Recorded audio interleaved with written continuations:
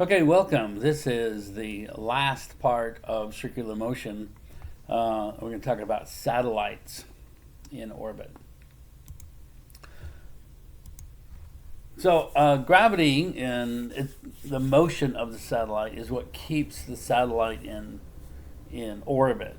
It has a velocity, and gravity changes the velocity so that it stays in orbit.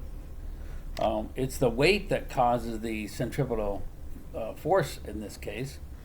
So we set the universal gravitation equal to the centripetal force, and then you notice that the mass of the object in blue there, they will cancel out and the R's will combine. So we can so we don't necessarily need the mass of the satellite, and we need to know the distance from the center of the Earth in order to get the orbital velocity. Well, through algebra, this reduces down to the orbital velocity is equal to the square root of the g constant times the mass of the Earth over r. Now, if you go into a different planet, then of course the mass would change. It wouldn't be the constant of the Earth. So let's go ahead and calculate the orbital velocity of the moon. Given the Earth mass of 5.98 times 10 to the 24th kilograms, and the moon mass of 7.35 times 10 to the 22nd, and the distance between their centers of 384,400 kilometers. So we're going to use that formula we just developed, and we're going to plug in the mass of the Earth and then the distance between. But keep in mind, because of the units of g, that we have to convert the kilometer distance into meters. So we simply plug in the numbers, 6.67 times 10 to the negative 11, and the mass of the Earth from above, and then the radius or the orbital radius really is from the center of the Earth. You can pause it to calculate it, see what you get. Comes out to 1,019 meters per second. And then I just quickly, just for reference, move the decimal over 3 places and call it 1.019 kilometers per second. So that means the moon is going around us at about at a speed of a kilometer per second. So you can envision what a kilometer is and imagine that the moon is traveling that fast in 1 second. So let's go ahead and calculate the orbital period in days.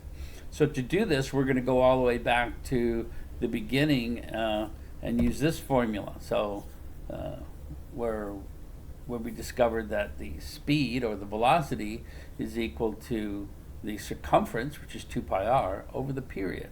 And then we're going to manipulate that to solve for period. So the period is equal to the circumference divided by the orbital velocity that we just calculated. So we put that in, we have 2 pi times the meter orbital radius, and then we're going to divide it by the 1,019 meters per second. So the units are consistent, and this calculates to 2,370,222 seconds. So we want to convert that to days, so we just simply do our factor label method and convert seconds to hours using the 3600 factor, and then convert the hours to days. And sure enough, it comes up to 27.4 days, as we all well know. Okay, so that's a simple way to calculate the period and the velocity of something that's orbiting, and we refer to them as satellites. The moon is a natural satellite around us. So let's talk a little bit about geosynchronous satellites. These are communication satellites that do not appear to move relative to the Earth. So the reason they put them in one spot is so that they can bounce the radio signals off of them and then extend the reach of the radio signals. But they appear to be in the same above the same geographic point on the Earth. Well, all that means is that the period of the satellite is the same as the rotation of the Earth, which of course is 24 hours. The speed of the satellite depends upon the altitude, when really depends upon the distance from the center of the Earth, as we've discovered from the calculations we've done. So let's go ahead and calculate the speed of a satellite, which we call the orbital velocity, when it's at an altitude of 100 miles or 160 kilometers. Well, we're going to use the same velocity equals the circumference over the period, but we have to know the period we know, but we have to know what the distance or the r is from the center of the Earth. So we have to add the radius of the Earth. And I'm going to go ahead and leave this in kilometers, just so my velocity comes out in kilometers per hour.